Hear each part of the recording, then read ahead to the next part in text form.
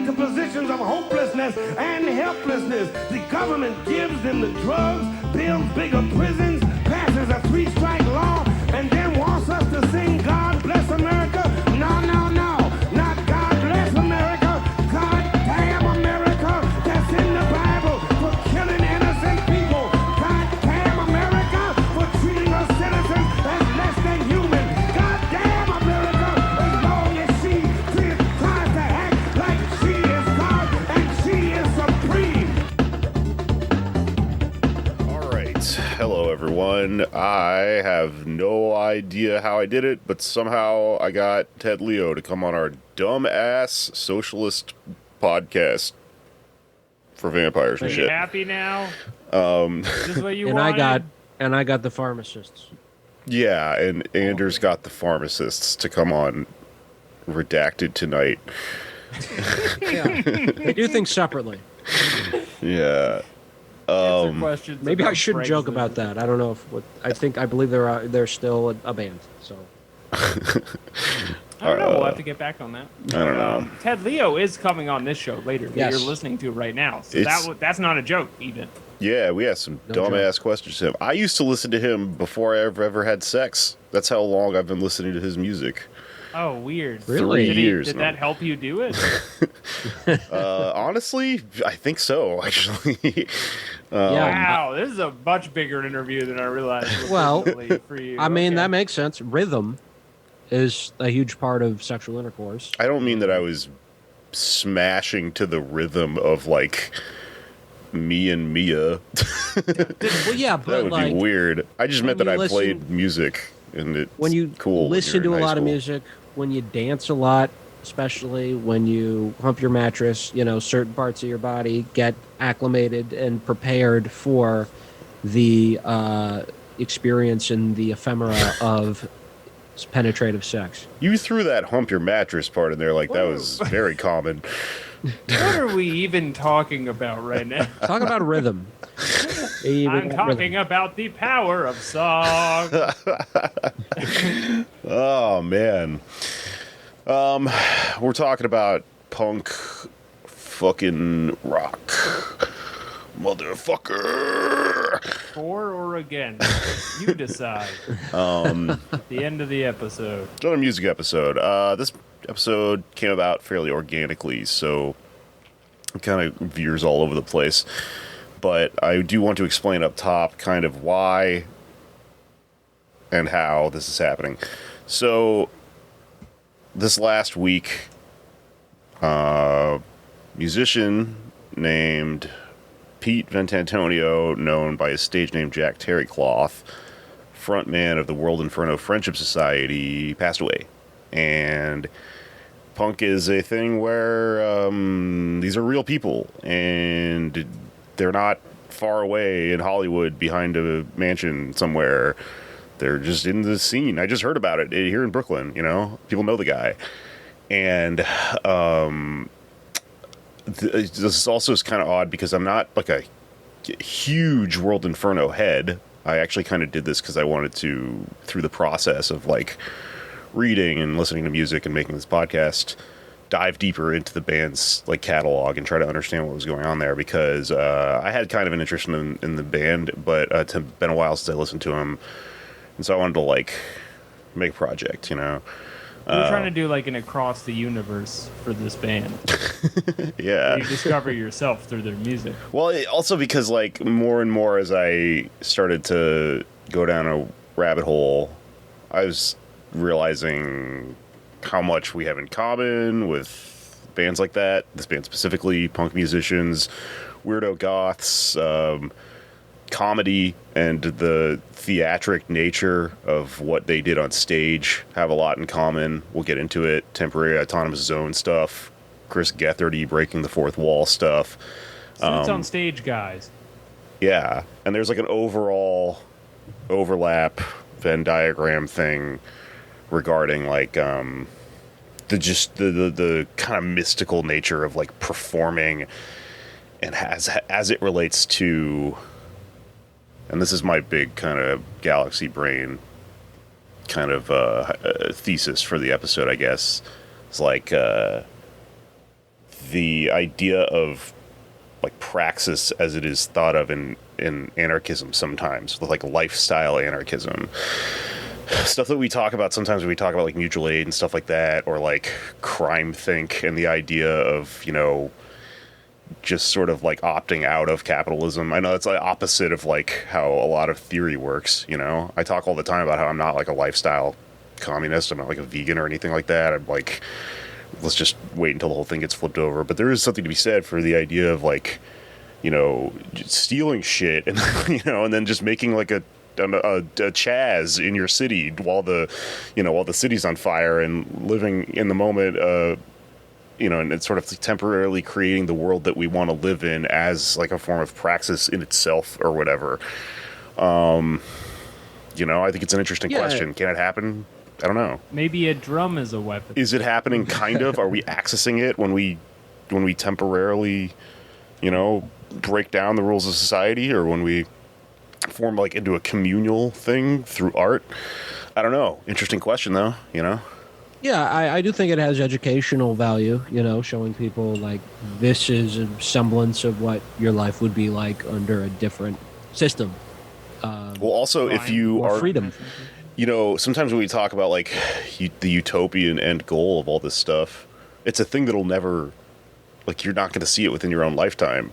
So when you're taking stock of what you did in your life, you'll go, oh, that, yeah, all those shows I played, they kind of add up to an experience that does equal like the end goal on some level. So there's like this really huge philosophical aspect to it too, you know, about whether the point is the end, you know, the end of the parabola, the part of the graph you'll never actually reach but you'll tend towards, or just what you're doing right now, you know?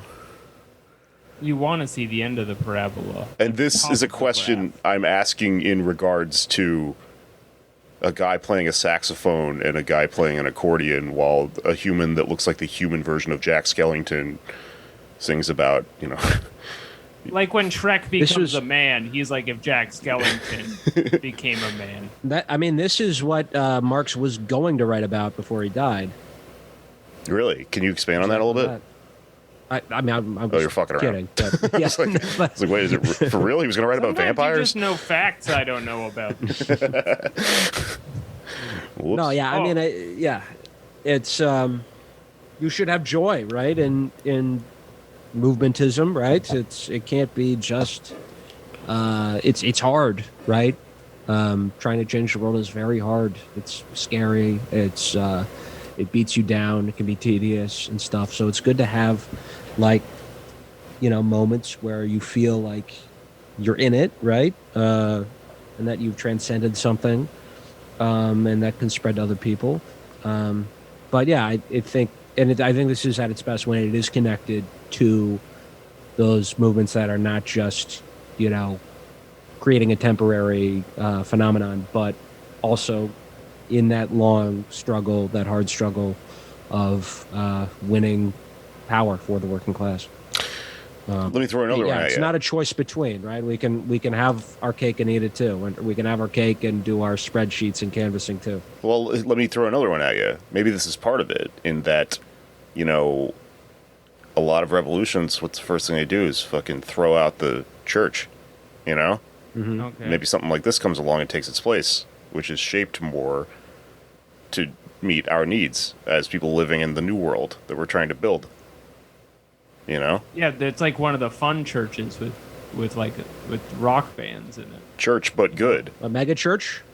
It's but instead of a guy with like huge 80s hair and big chunky glasses and like a weird, you know, J.C. Penney's outfit that doesn't quite fit, it's a band where there are literally like 16 people on stage. Yeah. It's playing violins and oboes and shit, and you know, fun gothic. And they're all doing the claw. Klezmer music and the claw. I don't think we talked about. Let's talk. We watched this documentary on the band where this guy, the front man, keeps doing this thing called the claw, and they're all like, "What is it?" And then in the documentary, it's like Benito Mussolini, you know, the claw. It's like, that's a really dark origin story for a hand motion. Okay, yeah. Well, Jack Terricloth was like a really interesting guy, and everything was with intention. So in his music, he talks about like Peter Lorre a lot, who came out of like the Weimar Republic and just became this interesting kind of gothic figure in cinema with the heavy eyelids and everything. And then he also talks about like Paul Robeson a lot, who's like a musician who was in, the McCarthy era and all that stuff and all those hearings and like the, supported the Spanish Civil War on the side of the anarchists and stuff like that, and then he also has like an interesting song that's about Leni Riefenstahl, like the Nazi propagandist, but it's not pro. It's just like he's asking a bunch of questions in the lyrics, like, was it worth it, Lenny? So he's using using all these. I was just gonna say like the Mussolini claw thing, which is something that he does on stage, where all the audience is doing the claw at him and stuff like that. It's like mention, not use. It's like the symbol is being used outside of the context. We all think it looks great. He's like I do. express anarchist. He's not a fascist, right? He's doing No Rammstein one is saying shit. that. No one is, and then there's that other fucking spacing on their name. There's that German band who stole like all the like Nazi aesthetics just because it looks crazy. Well, like Rammstein does that a little bit. Yeah, that's what I meant. Oh yeah. Yeah, there were a lot of bands in the 80s that would do that too. Something funny about Leni Riefenstahl is after the war, when people are like, how the fuck could you make this movie? Like, what is wrong with you? She was like, hey, I was just filming what happened. I didn't have, a gig's a gig, right. man. Well, she was trying to put it as like, I'm completely objective. I was just a documentarian documenting, and that's what it was. I happened on the day to be getting slow motion footage of the finest athletes the white race has produced. That's what was happening. Yeah. She's also said she didn't know about the Holocaust and stuff. She's just like, I was talking about this with my girlfriend earlier because it's hard to say, because I feel like her take on it was that there was a mixed bag. Like, a lot of people did know, obviously, the people doing the exterminating, and people who lived near concentration camps. But if you lived in like a city that was far away from this stuff, like, you probably didn't hear about it, right? You could have put two and two together. But I think there are a lot of people who didn't know. There are also a shitload of people who are who are. Knew, though. She probably. I mean, she at least knew enough to like not make that movie. But then again, like, what other choice did she have? Other than honestly, like, if you're in that situation, you should just say you didn't know 10 out of 10 times. And that's the other thing. It's like, it's hard to say because there are obviously a ton of people who say they didn't know who definitely did. If you were that integrated into the Nazi government and you were like, they were doing what? They're what? You're either lying or you're like an idiot, because like, I mean, they had the skulls on the hats and stuff. Like, I thought we were just doing movies. This is terrible news. I thought we were just into skeletons. Like, it was an aesthetic. Yeah, I thought we were like we were goth. It's a motif. We're just Hot Topic, We're really into... Hot Topic, theme of the week. This is a Hot Topic themed episode. Yeah. I mean, it is very Hot Topic-y, this band. Yeah. Ain't no way around it. It's like, it's like corny a little bit, but it's fun. There's a sincerity in that. You might even go as... a K. Yeah. Yeah. It's like sad, Hot but it's true. Topic. I follow you. You might even call it cringe, to be honest with you, but I mean that in a very positive way. Like, it's before everything was just draped in layers of irony, right? Before the internet really boiled over and turned into what it is. Stuff like this. It's very sincere, and it was a lot of the fans said, like, people say we're a cult, and probably, which is interesting because that's kind of the mark of not being a cult, is if you're self-conscious about it, Yeah. So I don't know if I would call them a cult, but they were it was a community, really. It's kind of beautiful to see. This documentary. You can cringe for good reasons. Yeah. Yeah. If you're at the end of sex, that's kind of like a cringe. That is kind of, well, maybe the way you do it. It's a wince, I guess. Yeah. It's a cringe in a way. Yeah, maybe cringe doesn't always have to be cringe. A good hug. Maybe you're just trying another face for a little, variety. Marx Yeah, would have the posted cringe. Oh, yeah. Absolutely, he would have. Oh, also important just to get out of the way. When Ted Leo comes on, he's going to ask us about defining anime. That is a different conversation we had off radio. I thought we were Do going to not be try and concerned. recreate it organically. This is the recreating it organically. Yeah. We were talking about anime, and later on, Ted Leo will talk about anime. We need to say it up front so it makes sense, because the first part didn't get put on the microphone.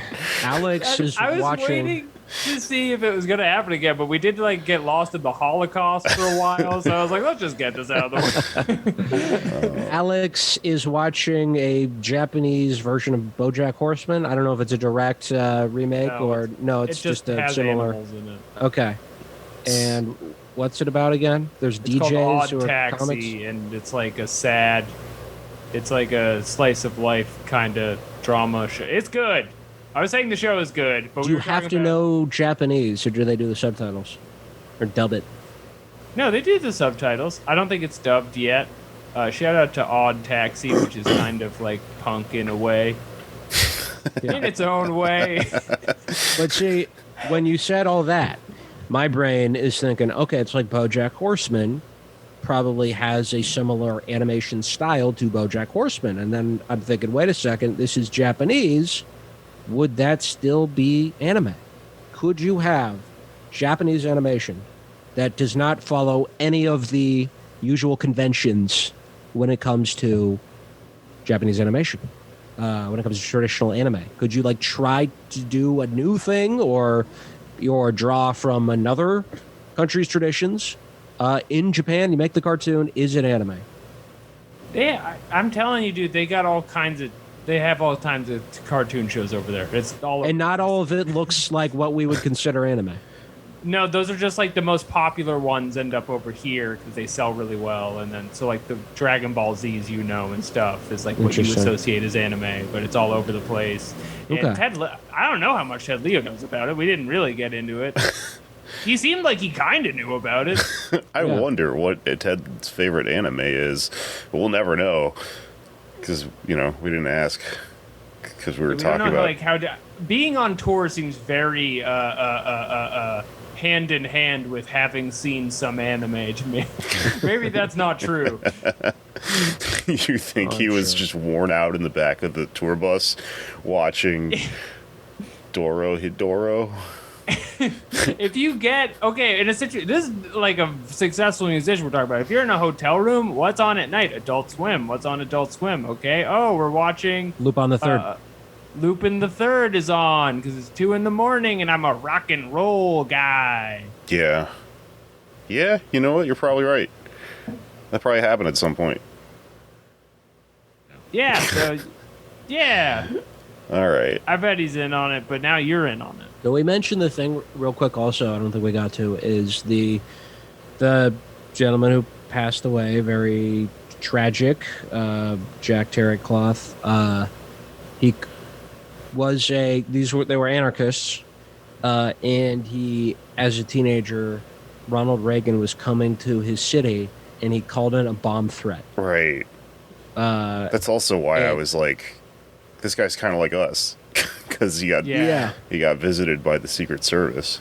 Well, it's funny. On yeah. the radio, I don't think you can say to do that, but we can all say we think this particular one, that was kind of cool. It was funny, but at the same time, this was pre 9/11.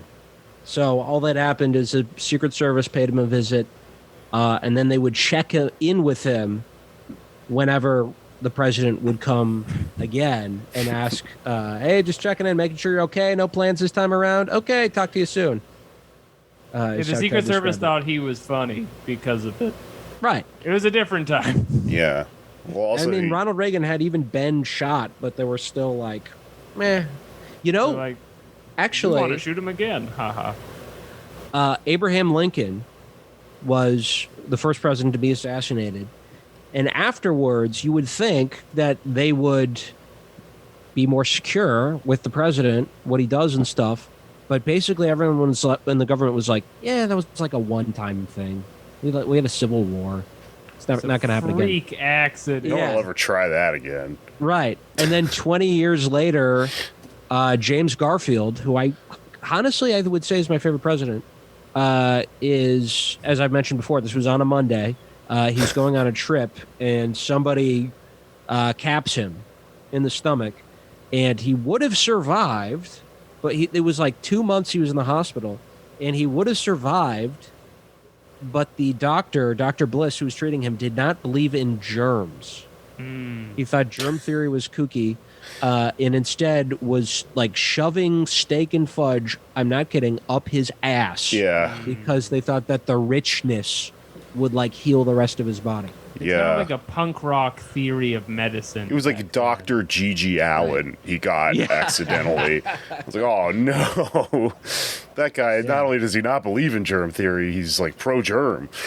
Oh, they shot the president. I fill him with fudge. We make him all better. I'll fill him up with fudge. Yeah. I feel like that might be the third time we've talked about this on the show, but it is the greatest moment in American history, so I'll allow it. Yeah.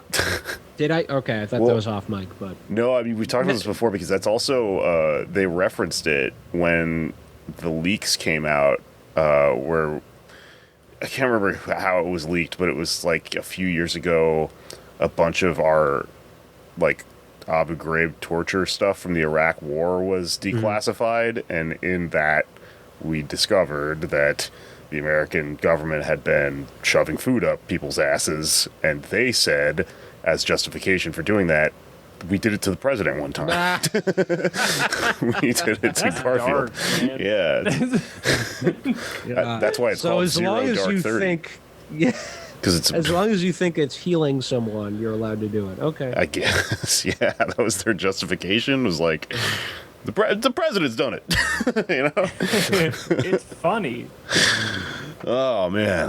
All right, well, let's get into it. Let's listen to a little World Inferno Friendship Society and talk about the arts. Performing. The claw art. The claw. Punk and comedy and all that shit. I am sick of people being sick of my shit. If you're not into the wacky hijinks, why the hell are you into this? Information wants to be free, charged by the gold to spam through space, then bleed the greedy fingers and explode in your face. I can't wait, I'm sick of people being sick of my shit. Hope the motion man, and if you ain't into this, then we'll be done with it. Boxes will multiply, we might die of starvation, but I will always have a drink. Please buy me a drink. 'Cause sound wants to be free, it wants to say no one everything. I know you try so hard to package joy, you try so hard to sell us things which are only ours, like the bones in my ears, like the hair in my nose. Okay, we are now joined by Andy Gittlitz, our friend from the Antifada. Hello. Andy, thanks for coming on the show. I wanted to ask you about this band we're talking about, World Inferno Friendship Society, because you wrote a great eulogy of Jack Terricloth, who recently passed away, in Hard Crackers. And I thought, I said in Hard Crackers like it was like a publication. It You is. wrote it. It is. Hard crackers. I know, it just sounded lofty to me for a second. Like you're like a zine. Like, oh, you wrote in shit zine this week. No, you wrote it in crackers. See, the letters were all formed by a series of crackers that Andy laid out on really- the sidewalk. Really quick, Hard Crackers is a publication. It's the it's like the it's from the lineage of Race Trader, Noel Ignatayev's excellent journal/zine from the 90s. So definitely recommend Hard Crackers. Oh, cool. We read Nolan Ignatayev recently. That's right.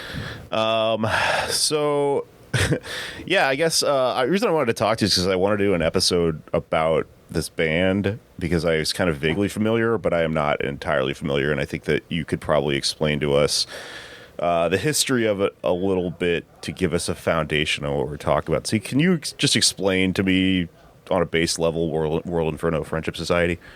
Yeah, so they formed in, I think, 97. The singer was, born Pete Ventantonio. I think that's how you pronounce it. He was in a Jersey hardcore band called Sticks and Stones that, like a lot of Jersey bands, was like a little bit smarter than your average hardcore band. And I think just at a certain point, he wanted to do something a little bit more interesting, like sort of break with the formality of punk.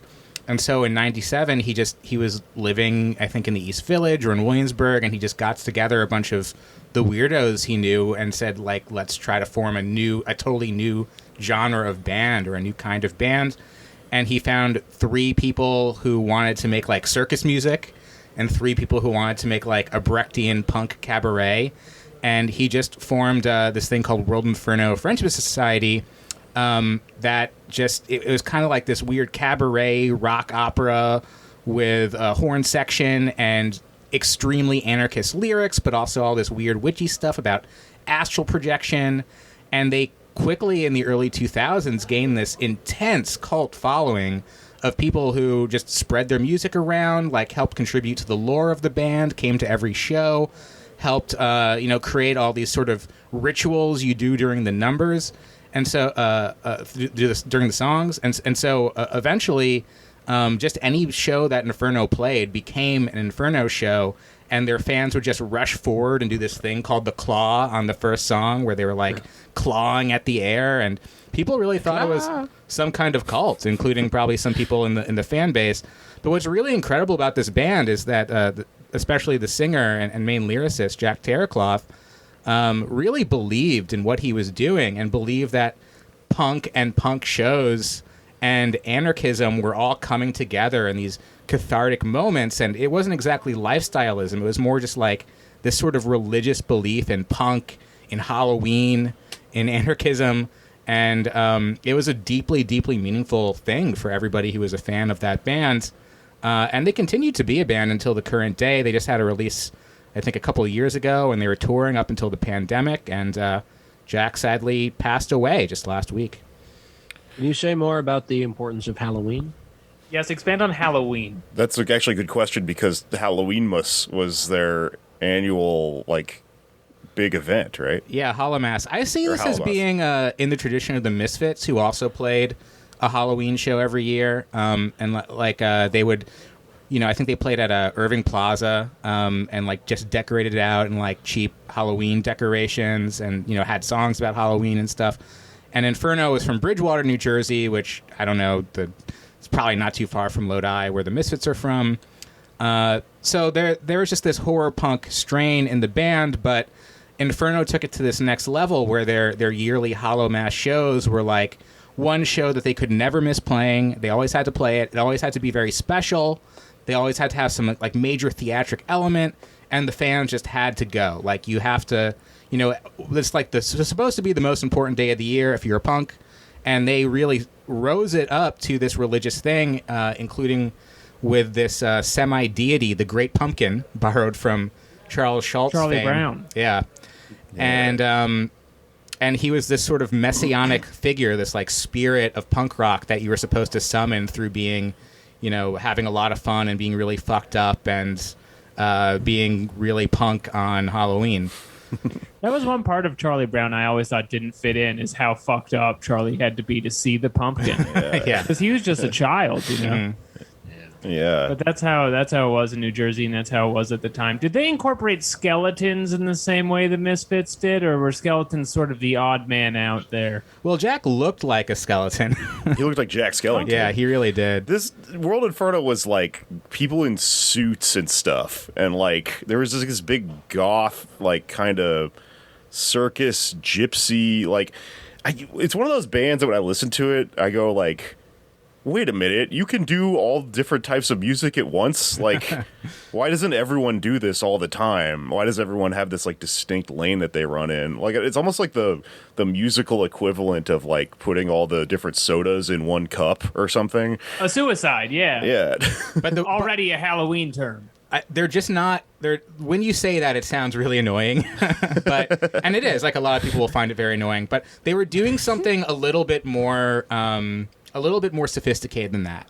Like they were combining Northern soul, hardcore, like circus music. There are elements of klezmer. There's like a waltz song, but it worked together. It wasn't like Frank Zappa or something like that, where it's just like different, annoying genre elements all up against each other. It was one coherent thing, but it wasn't like anything else that ever existed. You can compare it to like maybe Squirrel Nut Zippers or the Redskins, this Northern Soul oi band.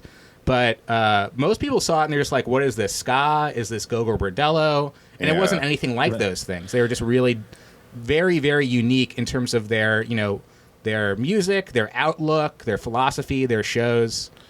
Yeah, well, I guess one thing that kind of occurred to me about this band when I was listening to it is it did remind me a little bit of Go-Go Bordello, but then it wasn't like that just specific gypsy punk thing. It had these other elements. But you're right, it was very cohesive, and it's not actually that pretentious or annoying or, on like crude. It's a harmony, not like a fucking crude mixture or something like that. And overall, though, I guess for me what's really interesting is like, if our listeners know about like Choking Victim and C-Squat and stuff like that, they came out of a scene where bands did have a certain edge and a certain anger, and World Inferno is just very fun. And I think that like every show being this huge, not only like party, but like almost like Burning Man kind of movement, it lends itself to something interesting that we kind of talk about when you've talked about this concept of like the vortex, like anarchism existing kind of in like moments, and like can you describe like a little bit about what you were talking about in your piece about like what is actually happening in like a World Inferno show? Well, I think as they got this cult following, this is just my theory. I wasn't there for like the very early days, like 99, 2000. I started going in like 2002. But I think the band saw that they were getting this following of like suburban kids who were maybe into punk, maybe they were theater kids or band geeks. And instead of just being like, oh, this is like a lame crowd or something, they really like leaned into who was coming to the shows and romanticized it. And the fact that like these were kids who like couldn't afford to go to the shows really, or like couldn't afford to drink, they just wrote songs about like sneaking into shows, stealing booze from the bar. They appreciated the people that were coming out, and they kind of through the lyrics and through also their activity, I couldn't afford. I was like saving my lunch money to go to these shows as a kid, and like going in the bathroom on the train to the city. So I didn't have to pay for the train. And then the band like reliably would sneak me into the show. They would sneak anyone into the show, no matter if you were, if you're underage or, and then, once you're in there, you could just cause whatever trouble you wanted. And that's just like the punk scene back then used to be a little bit like that. There used to be this hostility to anything economic about punk, like even any like venues. I know people back then who were like, you're not supposed to even play at venues. And their attitude was like, we'll play at venues, just our fans will fuck it up. Because we're not here to make money for a venue. We're here to do a fucking punk show. And they were true to that to the end, like few punk bands ever were. Why would the venues keep booking them if they're like singing about how they're fucking up and stealing things from the venue and encouraging mayhem within how do they keep getting booked to these places? They were banned from a lot of they were banned from a lot of venues. Yeah, I mean that happens. That you talked about this in your piece, but like that's also it's an echo of something that Black Flag would do if they didn't like the way a show was going down. They'd go into Louie Louie, and that was the cue if you were a Black Flag fan to start destroying the bar that it was in. And Inferno had a song called Zen and the Art of Breaking Everything in This Room. And if like the show was not going good and they played that song, it was time to rip the place apart. And there's a venue in Coney Island called Cha-Cha's, and I'm not sure what their beef with the venue was, but like after Inferno played there, that venue just couldn't have shows like ever again. Wow. Oh, Crippled the room. It's an Inferno, That's so interesting because I feel like in comedy, when your set is going bad, you are the least ability to get a crowd to destroy a room out of anything. They're not going to listen to anything you say at that point. Yeah, Unless commit crime for you. The only thing I've seen is when Krusty the Clown becomes a comedian. He gets Homer to throw his pants off, and people get like burn money and shit. But even I like remember that. That was the 90s. yeah. yeah. But even the people he's based on, like Carlin, who was railing against the system, wasn't actually getting the people in the room to destroy things. no. Well, by going bad, I mean like if the people at the venue weren't paying the band well enough, or if they were telling the kids to, if they were treating the Stop drinking. right, yeah, stop stealing from us. Also, Jack would like breathe fire. He eventually stopped doing it after Great White, but even after Great White, I think he, when there's this fire at a club and a lot of people died, he would breathe fire. Where was he that night, by the way? And yeah, like even at DIY venues, and people were like begging them, "Do not, please! You're gonna burn this place down. This is a flammable venue." Yeah. Fire is very hot. It will catch things on fire when you blow it into our closed space. I encourage you to just play music instead. Why do I have to say this? You know what this reminds me of? This is a bit of a tangent, but Metallica, I remember seeing, I think it was a documentary or something about them, or like some interview, and they were talking about playing in South America, and I don't remember what country it was specifically, but they're in South America, and there's just so many people, mostly young people, at their show that they said like if they had shouted like "Revolution," like they would have made it happen and just become like the revolutionaries or leaders possibly for this. That sounds like something Metallica would say. Yeah. I don't know. Yeah, it may not be, maybe slightly exaggerated, but it's still a cool concept to think of. It sounds like something Lars Ulrich would just say straight faced into a camera and expect you to take very seriously. Well, I guess the reason that I kind of wanted to talk about this, because it is kind of weird to do an entire episode about this, even though it is very timely, and we're like, we live in Brooklyn where this band happened, and where he lived and everything, is that to me, what's interesting about this is there's this kind of circular logic to punk, where like punk came about when people had a new idea about how to make art, and it was very much angry about its predecessor, which was, in my mind, it used to be only rich people could make art, and then people decided like, wait a minute, I can buy $100 guitar and I don't have to take all these classes, and it's cathartic, and it's like what people actually sound like, and there's something very human and real about it, and it's a statement in itself, right? But then like punk kind of existed for long enough, and I think that this is reflected in some World Inferno lyrics, that like leaving a group of people and becoming your own tribe, you eventually become like kind of a tribe of people who have like you're almost like a mirror image of the society that you were sort of, rebelling against. And so then that kind of then begs the question, well, does this process happen again? And do you then get something like World Inferno that it itself stands out in the punk world and is not just another band on a lineup, but is something that's like breaking the boundaries of what a show can be and stuff like that. And it's just kind of more three-dimensional. And ultimately, I guess what I'm asking is like, is that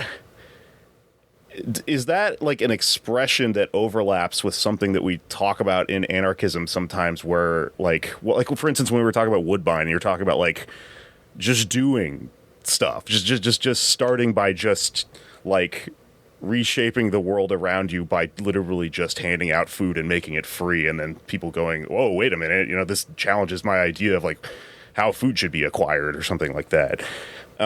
Can music and artistic expression and just living be a way in which we access the world we're trying to live and trying to build through being into anarchism and stuff like that?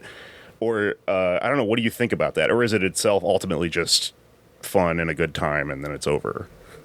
Yeah, I mean, it's both. I've been researching the 60s a lot, and the hippies came out of the diggers, who had that exact philosophy of just, there's enough wealth where you can just like get all the food together and distribute it for free. So they would open these free stores, and there'd just be like a bowl of money on the table, and you take money or you drop off money, and with food and clothes and all this stuff. And that expanded to New York City, and like that grew into the motherfuckers and the yippies to a certain extent. But during that period, like 66 to 69, there was this philosophy that the revolution just was the counterculture.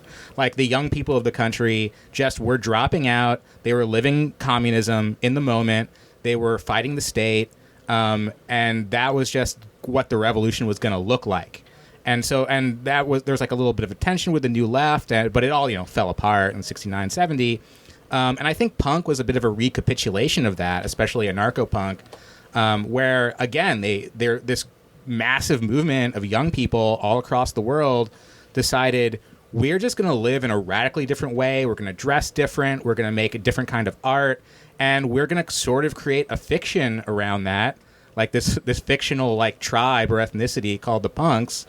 And we're going to have our own ethic and our own spaces. And like, that went through different waves of like certain kinds of respectability, different kinds of politics, how much that people believed in the fiction or not. But Inferno was a band that came and like really, really recapitulated that punk ethic of like, we are a different kind of people. They even, they reminded me a little bit of ICP in the sense that they had all these circus illusions, and they would call their shows the circus and their fans the clowns. And that was, I think, kind of saying like, yeah, we're kind of like theater nerds and we're dorky, and like all the hipsters in Williamsburg where we play think that we're losers, but we're having a great time and we're living the way we want to live. I feel that way when I watch certain bands. Like, you do like get into a communal mind space when you're watching music, but then sometimes you're like, oh, wait a minute, but it feels cheap and commodified because I'm in like a music festival or something like that. And that maybe you feel a bit more authentic when you're at like a DIY venue or something, and you're like, we're doing it, it's actually happening, or something like that. And it just always feels like we're trying, like we're creating the, I guess I already said this, we're creating the world that we're like trying to build, and you're like, it's like a portal, like a vortex, like I always call it, like you're, and destroying the world that we think sucks. Yeah, hell yeah. And just like taking what we want from it, it's like an attitude that only makes sense amongst like punk bastard kids, Yeah. Cool. All right. Well, thanks for talking to us, Andy. Thank you. Listen to the Antifada, everyone. Cops in the fields with the cats and the robbers and the stolen moments from the attitude guitars. Skipping out school, shit sticking in the shows. Because in the lips while we all play all we want to live. My pulse is all in my lips. Left of the colors of jealous. How could anyone know? I hope this pink in the first skin.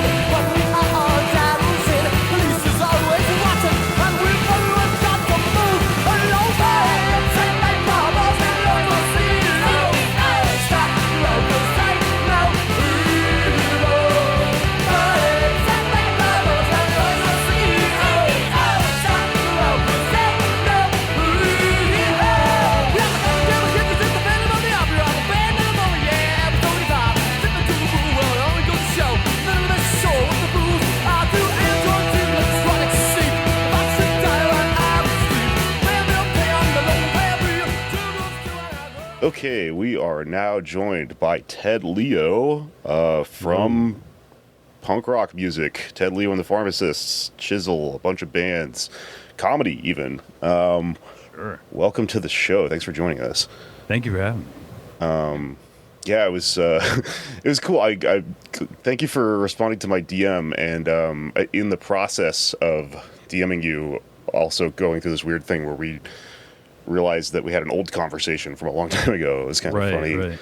I'm really bad. Like I don't really, I'm kind of off and on with all social media these days, and I actually don't I don't have alerts set up for likes and DMs and stuff, so I don't actually check them that often. I'm glad I did. Yeah, I mean, Us too. it's pretty cool. I'm glad it happened. But I wouldn't have been offended or anything if it didn't. I just kind of figured, maybe I'll give it a shot. Because What did you guys talk about well, before? what happened is, Anime. yeah, it just a long time ago we had a deep conversation about what makes anime. No, DMs are so weird, and like texts and stuff like that. This is a real modern thing where if you don't talk to somebody for years and then you do, the last thing that happened, it just is right there. And so like it's really funny because sometimes you got to fight with that person or whatever, and you just are like, hey, I'm gonna say a bunch of stuff real quick so that scrolls up past the page or whatever. But I guess the last thing that had happened was years ago.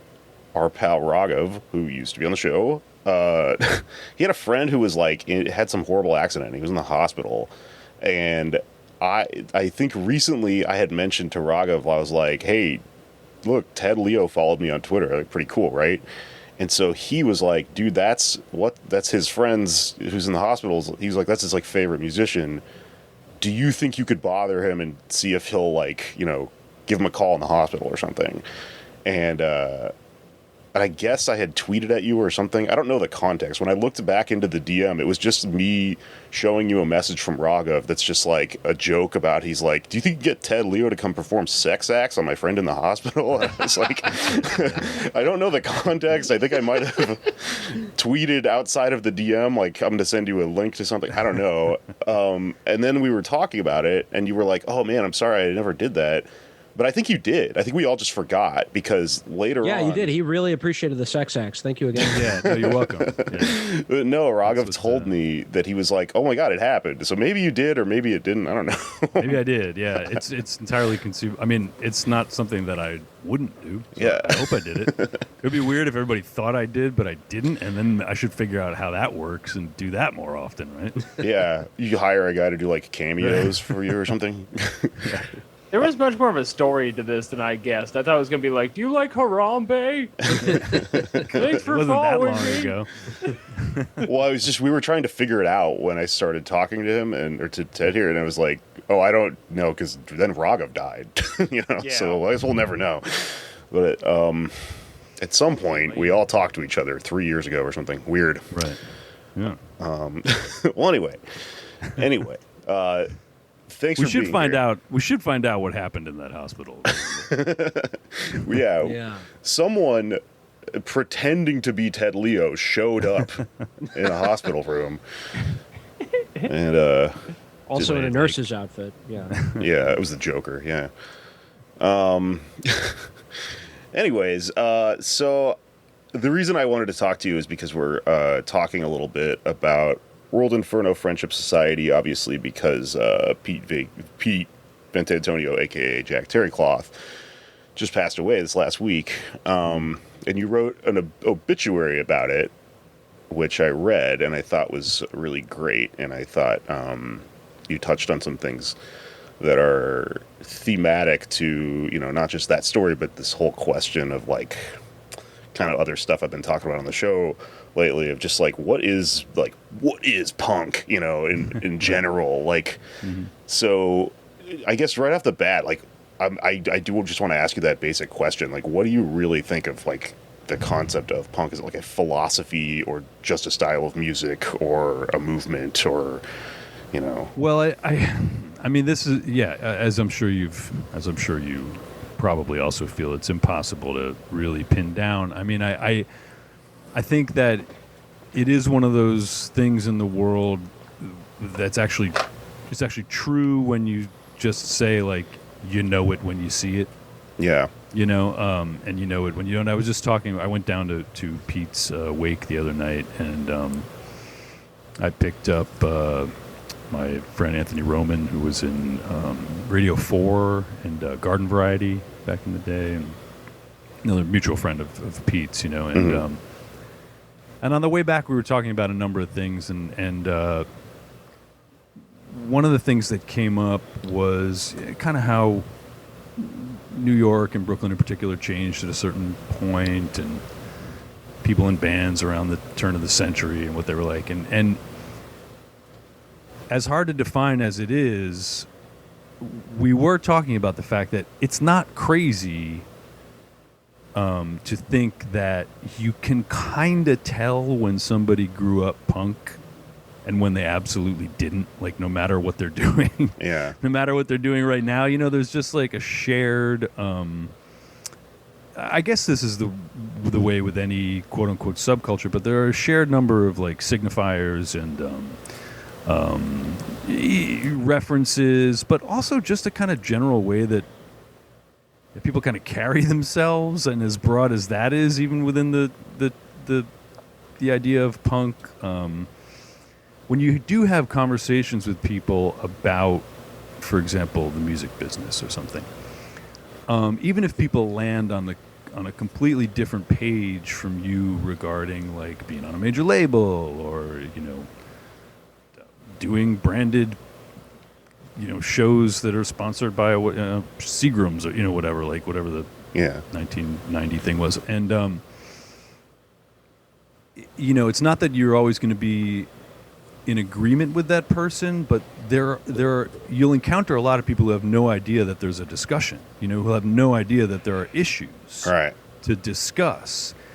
And I think that's one of those things, like when you say, like, is it a philosophy? Like, is it just a kind of music? I'm not willing to say that it is one or the other or both, but what I will say is that there's a constant conversation that goes on, and people who have been part of the conversation are people who you can kind of tell are quote unquote punk, Yeah, it's weird. I've like never been able to quite pin down what you're describing, but there is just this vague thing of like, oh, about the thing, like when you meet somebody.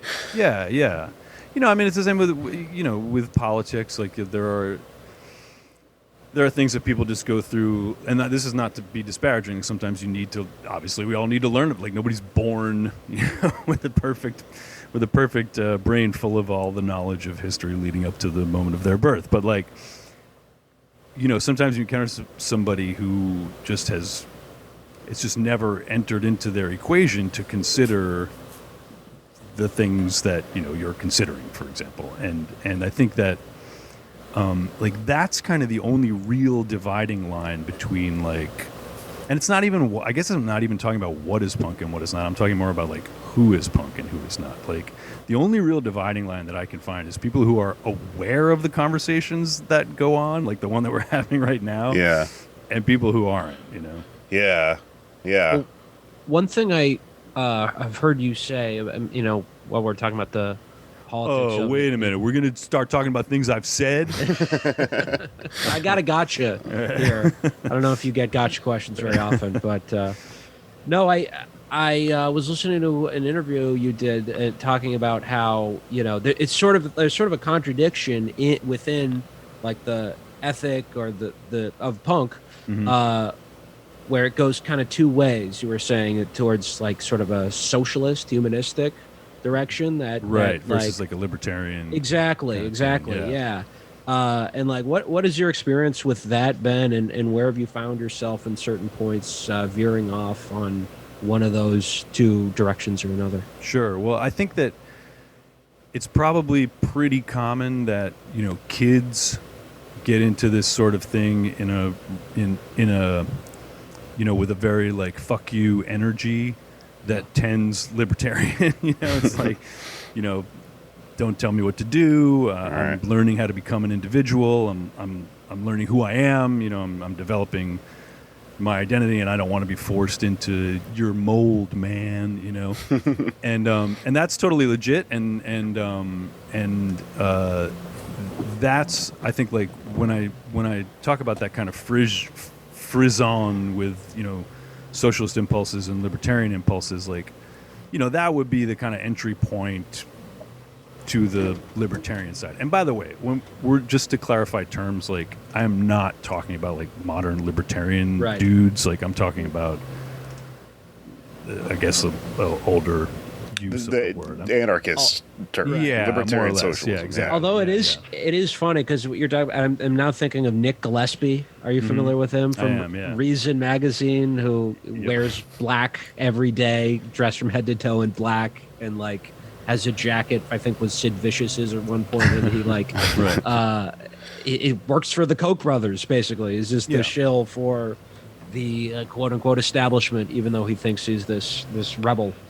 Right, because it's very easy to frame the 20th century the macro experiments, a number of the macro experiments with like quote unquote leftism in the 20th century, it's very easy to frame them as authoritarian, and et cetera, and therefore a quote unquote libertarian would be against that and think they're being punk, it's where those ideas meet and how where the not those ideas, not authoritarianism and libertarianism, but a sense of social justice, a sense of compassion for humanity and our fellow beings on the planet, how to enable more freedom for others, through leftist ideas and leftist policy, while also retaining that sense of individualism, a furious, disrespect for authority that you perceive to be unearned or unrighteous, unjust, etc. It's where those things meet and finding out how to integrate them in some way, into yourself, your art, whatever. I mean, that's like, I think probably what I would, this is a long-winded way of getting back to what you're saying, you heard me say in the past. I think probably what I was leaning toward was that, like, that's where, punk as a world, as a genre or whatever, like, gets interesting to me when those things get hashed out. Yeah, I think that's a really good way of explaining or illustrating at least the argument that punk music is very like anarchistic in the sense that it is in the bottom left quadrant of the political compass. It's the intersection of the socialist and the libertarian thing working in harmony and being driven by the individualistic subversion and like anger and stuff like that, and with the ultimate goal of harmony and making the world better and stuff, and fighting against the authoritarian and the fucking dumbasses or whatever. So I wanted to kind of from there segue into like this quote from this Sticks and Stones song that you start off your piece with, which is, "When I saw your teenage culture, my contempt turned to a torture. Had to change to make sure I had nothing to do with you. But now what I see is the exact same, and you people aren't supposed to be the same, and I'm ashamed." Because you use that to lead into the first time that you met Pete V, which was when he was in Sticks and Stones' first band. And I guess, like, really to me, I was kind of fixated on this moment because you're describing like a guy like Pete V as being someone who, and I'm really curious whether I'm right in sort of like guessing that you're this similar type of thing. Someone who's in punk, which is a system or a culture that began out of reaction to a thing that it's thought was too constraining and too unjust. And then sometimes in punk you kind of realize, like, that old cliche of like, oh, we're all wearing a uniform, like we all thought we were different, and now ironically we recreated a fucking bureaucratic thing with rules that we were all trying to get out of to begin with, right? And so Pete V seems like the type of guy who arrived there and then like continued to apply the ethics of punk to punk, and then that causes you to enter like a second phase where you're like I always think about Fugazi being like a band that made first they were Minor Threat, and they made this music that was angry and subversive and reacted to something, and then instead of continuing to do that, they noticed their following and their fans sort of become placated and plateau, and then they go away and they become Fugazi, and they become this like jazzoon influence thing, and at first their fans like don't like it, and then they have this like moment of like synthesis where like that's the point is to keep challenging, the point is to keep evolving. And I guess I always thought about that with you because I first started listening to like Ted Leo and the Pharmacist albums without really any context, and I just liked them. And then I had this funny moment where I just like noticed that you were playing on like Psych Fest in Austin, and like all of the other bands on the flyer are illegible doom sludgy, things. And then it's like Ted Leo and the Pharmacist too. And I was like, Chaos and Tejas. yeah, or Chaos and Tejas. Yeah. And I'd be like, how did that happen? And then I like learned like, oh, you're like a punk. You came from a punk scene, and it is actually truer to punk ethics to have, even if you're in like a world where maybe you are expected to be a guy screaming gutturally about vomit, if you actually sound like yourself and have melodic music in you, to play that in maybe even defiance of the constraints of that scene itself or whatever. Am I right about that, or is it a whole other story? I take that as a compliment, so I hope you're right about it. I think that that's definitely how I've always felt about myself. There's still a world to this day where Citizen's Arrest, like the band that I was in the 80s, is way more popular than anything I've done since. And like I just like sang on a demo with them. I was in the band for like a year or two. Part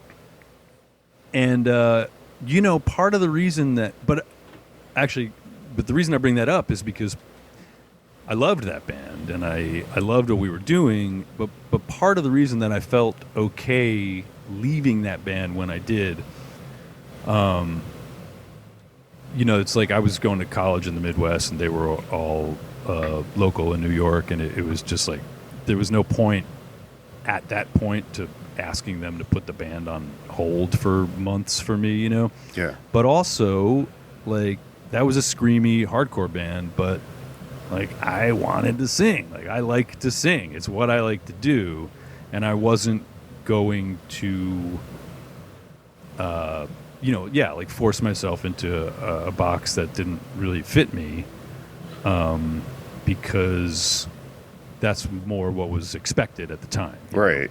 All through the 90s when Chisel, at least like until we actually got kind of more popular in the like indie world, I mean, we only played hardcore shows. It was like we were these like, this like melodic, I still thought punk band, but we'd be playing with hardcore bands all the time. Did you ever get any pushback, like from the crowds and stuff?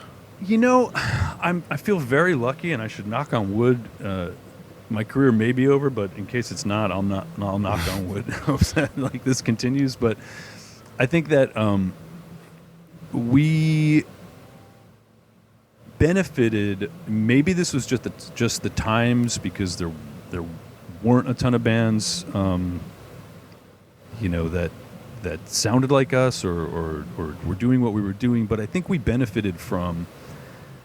Well, I did have that past, and that was always like a calling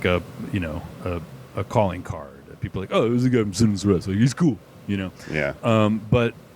But B, I think we would play, we could play a hardcore show or a punk show, and people would be like, oh, yeah, like they're doing like an older, it's like a more melodic thing, Yeah.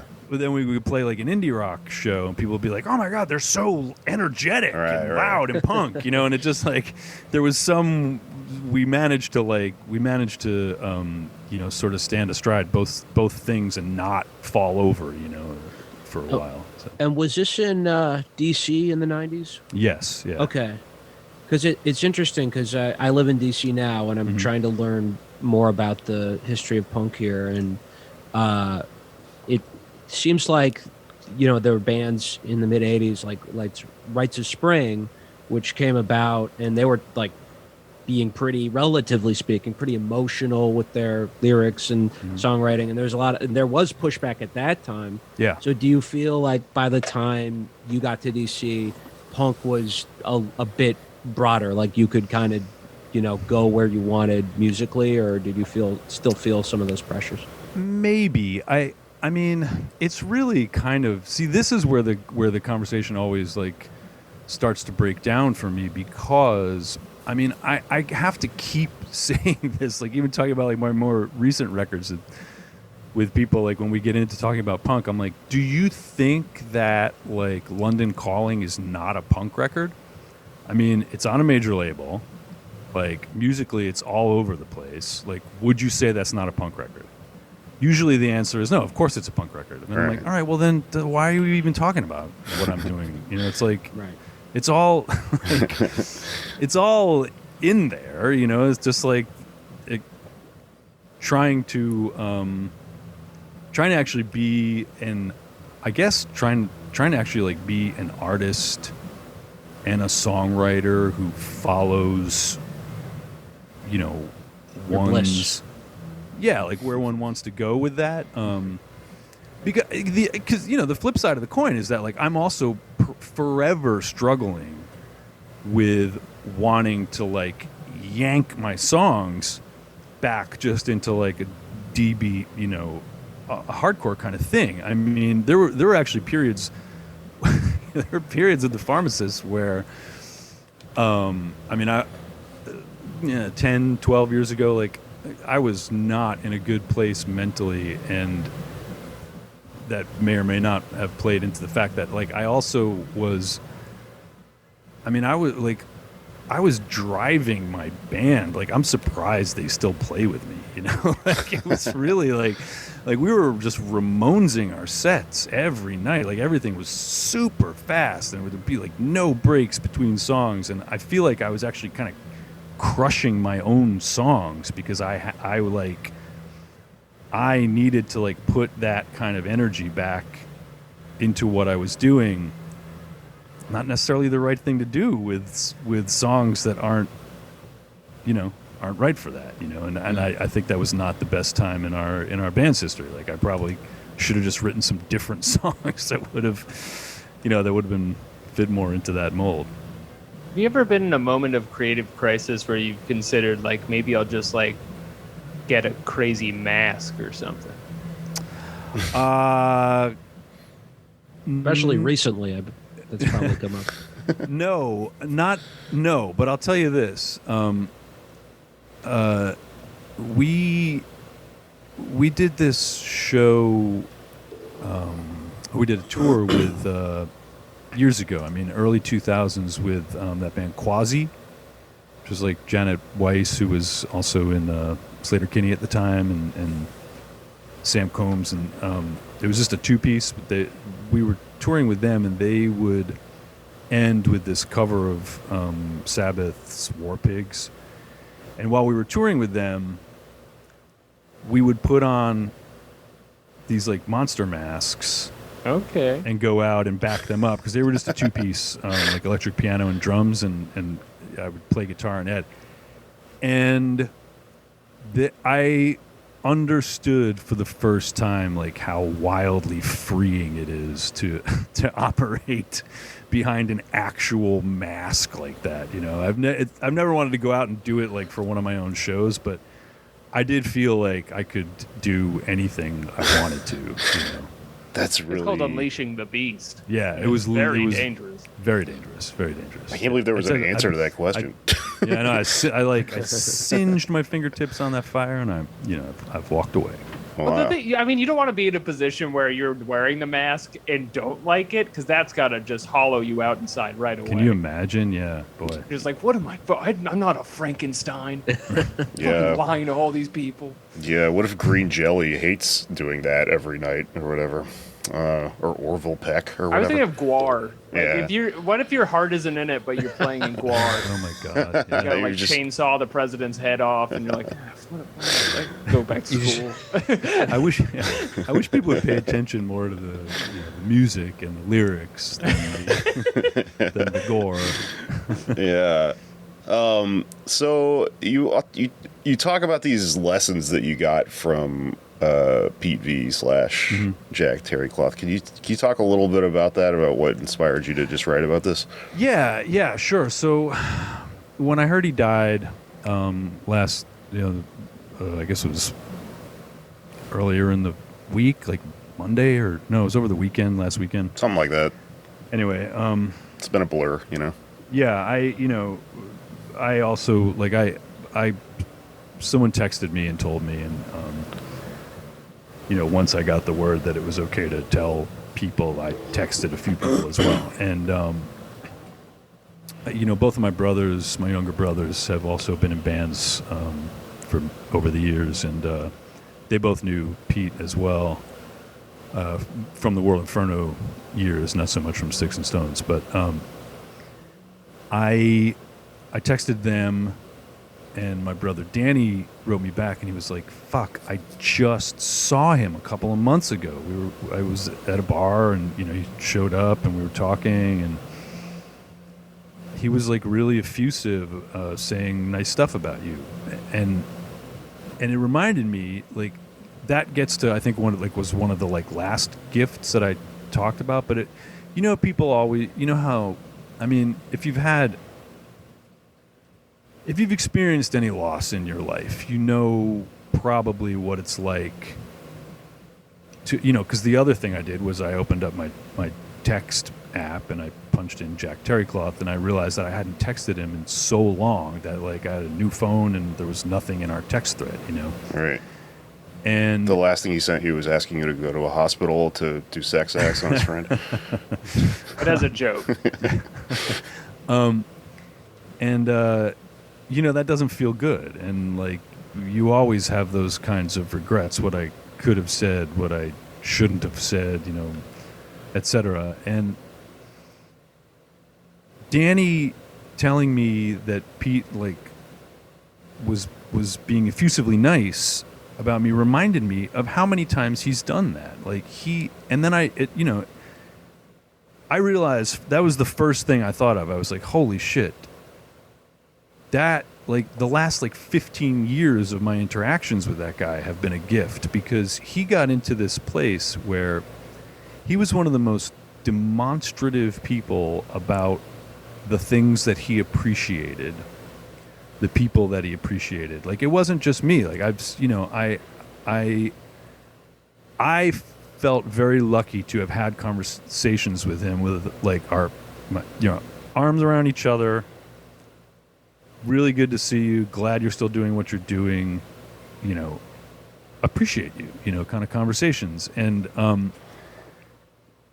I've seen him be that way about other things and other people as well. And that's what immediately went off in my mind. I was like, well, that's a gift. Like, that's the gift that people are always talking about. Like, Right. when someone who maybe knows they're gonna pass soon starts like writing letters or making amends or just telling people you love them, like, that's the gift that often gets talked about, and it just got me thinking about my whole history with him, and I was able to delineate along the way, going back to literally the first time I saw him on stage,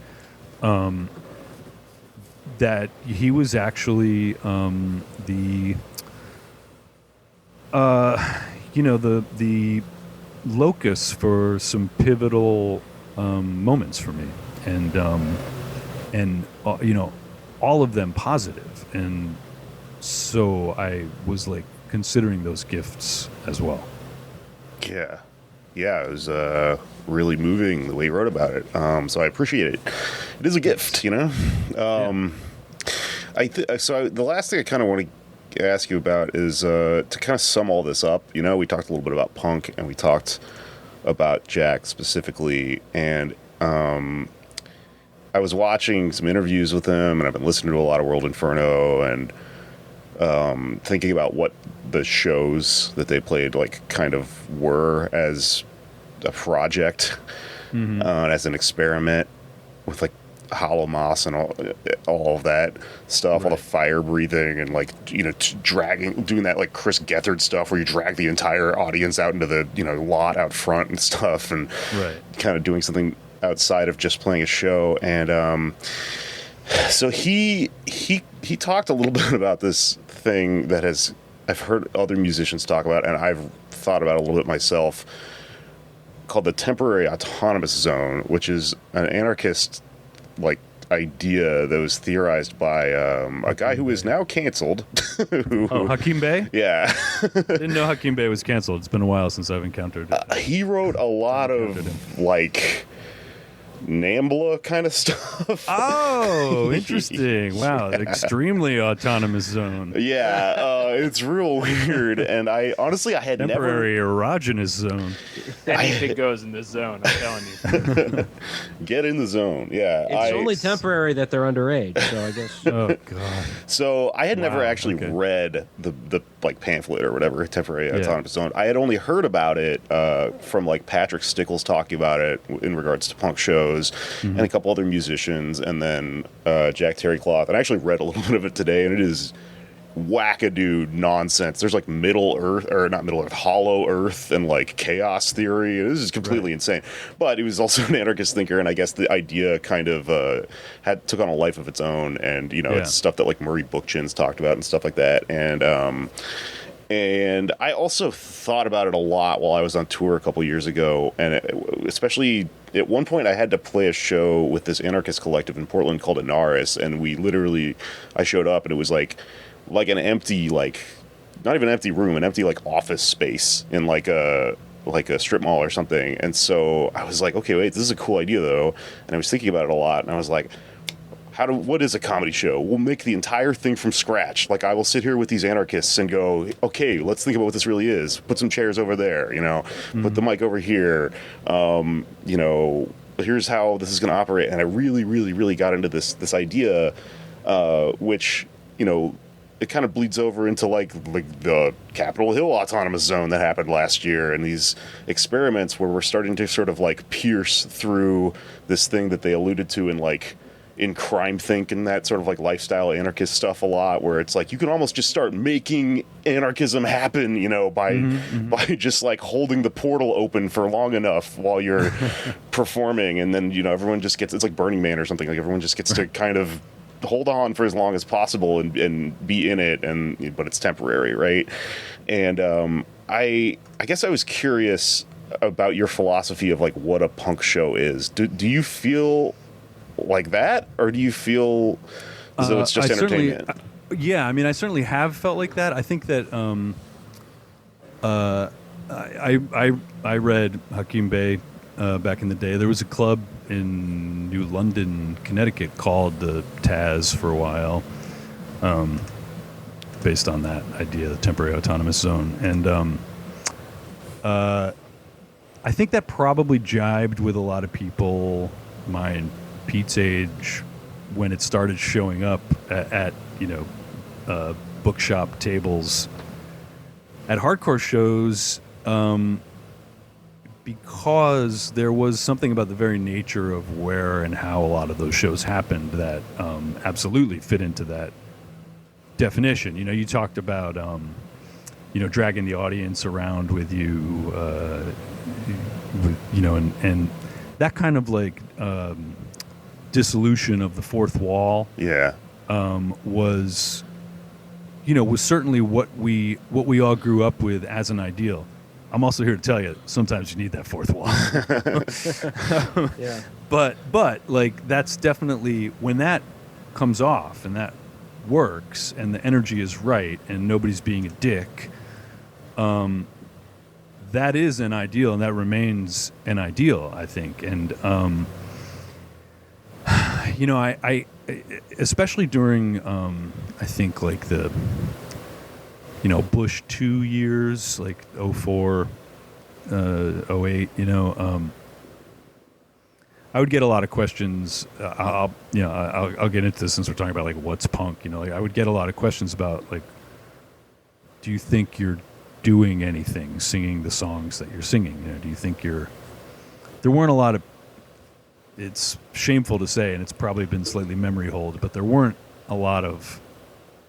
You know, indie rock was just a dumbass capitalist adventure back then. Like there wasn't a lot of. Yeah. There weren't a lot of people actually addressing things, and so I guess in that world we kind of stood out a little bit, and people would often ask me about it. And you know, what do you think you're achieving, like at your shows? Like, what is the space that you're creating? Like, what are you doing? And I had sort of already resigned myself to the fact that that sort of event, a rock show, especially at that point we were playing in like rock venues, you know, was only ever going to be temporary. All right.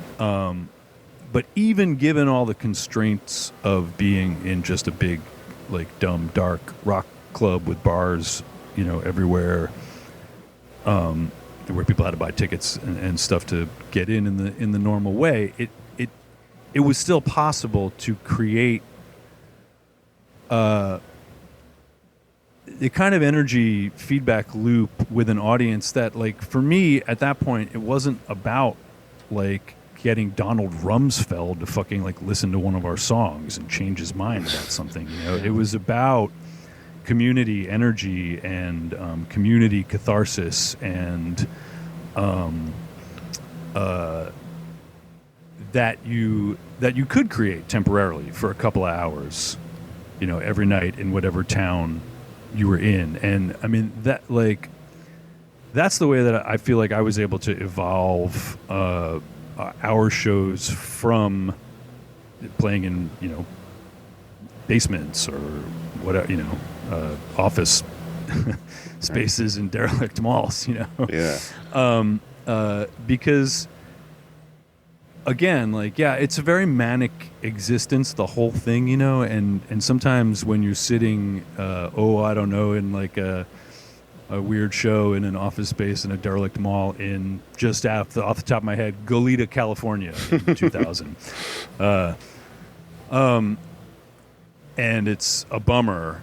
Like, it's the worst bummer. You're just like, what am I doing? Like, why am I here? What is happening? But when it's great, it's the greatest. It's the greatest. It's the greatest thing. There are so few spaces that we can, enter into in this life where you can actually have, again, that kind of, like, art and audience feedback loop, energy, catharsis, conversation, argument, support, and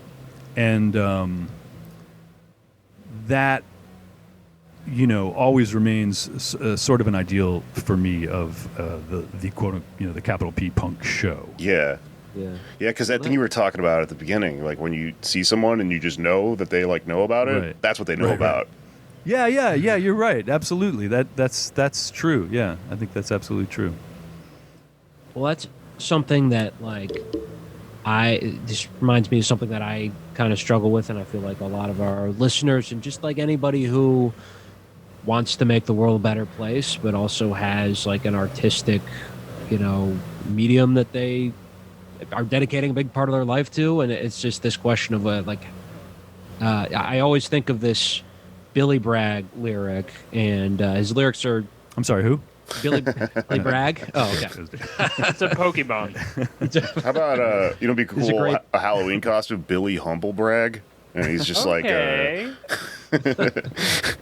Yeah, mate, I got a good gig, just, yeah, he's just bragging about a job he got. yeah. All right, sorry, that was bad for me to cut you off. I'm sorry. That's all right. Pull the union. No, but he has this great lyric, and he's known for being, and I don't mean this in a bad way, but he's known for being a bit on the nose. But this one lyric, I feel like it just really captures this sort of ambiguous feeling where he's like, mixing pop and politics. She asked me what the use is. I offer embarrassment and my usual excuses. And waiting down, looking down the corridor to where the band is waiting. I'm waiting for the great leap forward. Perfect. Yeah. Yes, you nailed it. But yeah, that's one of my favorite lines because it really sums it up, I feel. But I guess, do you have any, I hate to ask if you have advice, but do you have insights for, like, other people who are artists or socially conscious and just are trying to strike that balance or figure out, like, is this actually doing anything? Is it a drop in the ocean? Or should we even consider that? Should we even care about that and just kind of do it? I don't think you have to care about it. Certainly, some of the bands that I've loved the most in my life absolutely don't care about it. Yeah.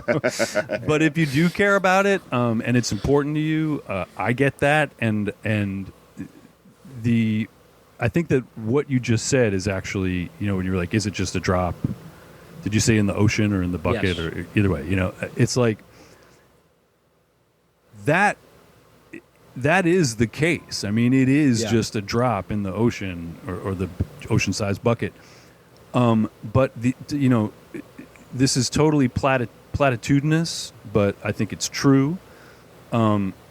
It's every like a pebble in a pond creates ripples that eventually reach the shore. Like, it doesn't matter how small it is. It's going to happen. And the other thing you have to remember that has always been good for me to keep in mind is if you have been affected by art, then there's every chance that anyone in the room interacting with the art you're making can or will also be affected.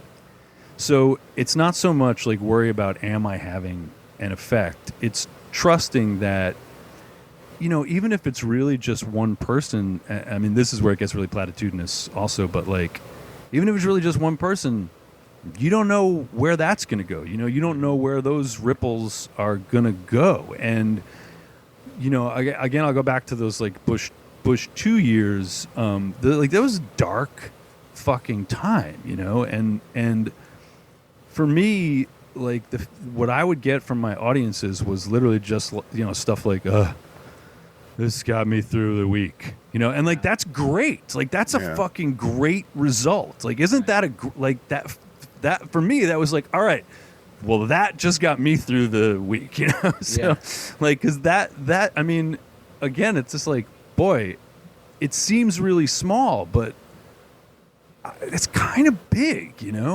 Yeah. When I was like watching documentaries and reading about World Inferno and stuff this week, I noticed something that it's almost like cringingly positive, I mean, they were a very sincere band and a little bit corny and stuff, and you could make jokes about the guy looking like a vampire and stuff, but like something that I really kind of occurred to me is it reminded me a little bit of the people who listen to the show, our own fans who are very sincere, and some of them are goths because we used to joke about being goth for some reason, and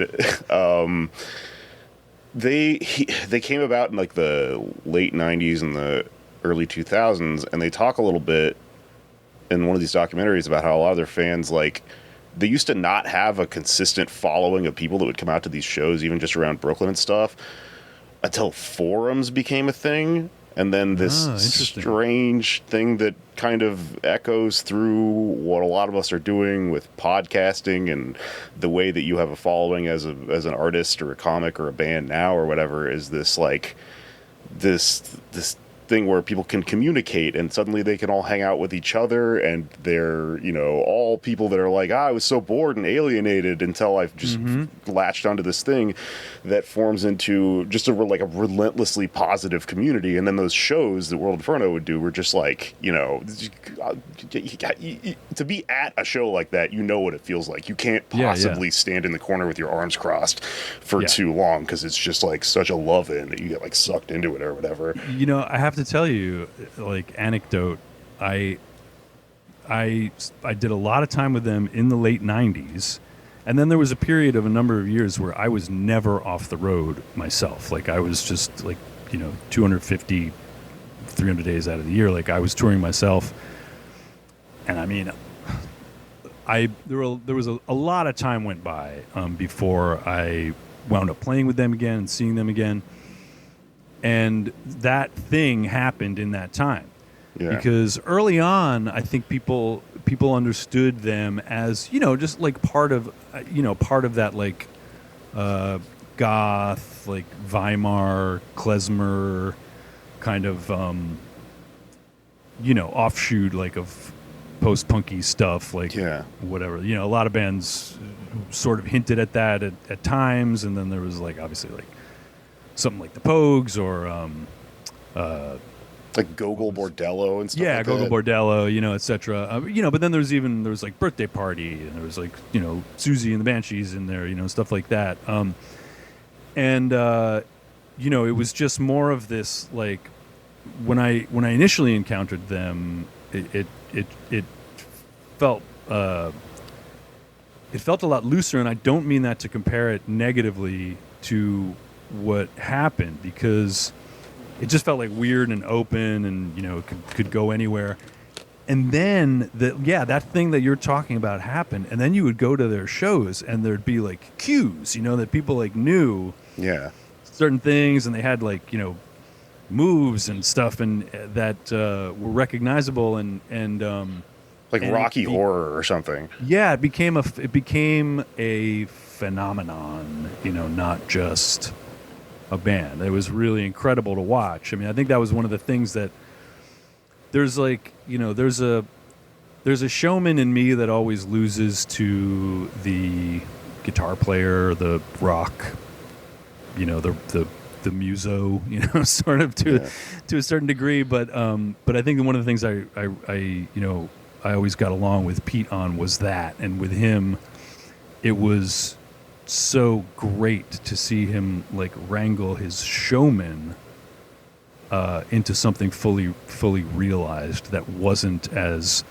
I mean, I talked about this a little bit in the piece that I wrote too, like how I was like twiddling knobs while he was just going out there and, you know, doing his thing, and you know, sort of no longer hemmed in by his guitar strap, you know, in a way. Yeah. Cool. Well, yeah, I mean, if anything, I think just that the positivity coming out of this sort of stuff is like certainly enough justification in itself to make music and do cool stuff like this. Yeah. It's put me in a pretty good place thinking about it. So I don't want to take up any more of your time, man. I know you got stuff going on. So thank you very much for coming on our dumb little comedy, you know, leftist podcast. Well, I'm a fan, so I'm glad that I could be on. Thank you. That can't possibly be true. I'm gonna have to humble brag about that later. I'm gonna go Billy Humble. Oh God. Do we even need to do plugs? You're a famous. Everyone should listen. I don't have to anything. Leo. I literally have nothing to plug right now. Anyway, Does that feel nice? No, it sucks. No, it's terrible. I mean, you know, like, yeah. I mean, this is a whole other discussion, but I like, you know, yeah. I got nothing. I've been working on a mixing a live record from an elaborate recording that we did a couple of years ago in San Francisco, and I thought I was finished with it. And when I drove down to Pete's wake the day before yesterday, I listened to it in the car, and I was like, "Oh, this sucks! Back to the drawing board." So, you know, yeah. So I don't know. We'll see. All right. Well, keep an ear out for that, everyone.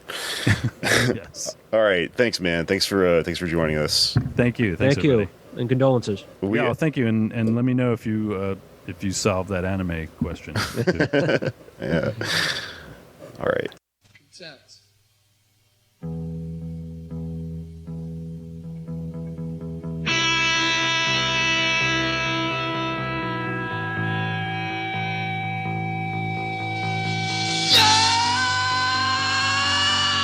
Well, I saw your teenage culture, my contempt. It turned to a torture I had to change to make sure I had nothing. I have nothing to do with you, but now what I see is the exact same, and you people aren't supposed to be the same. And I'm ashamed.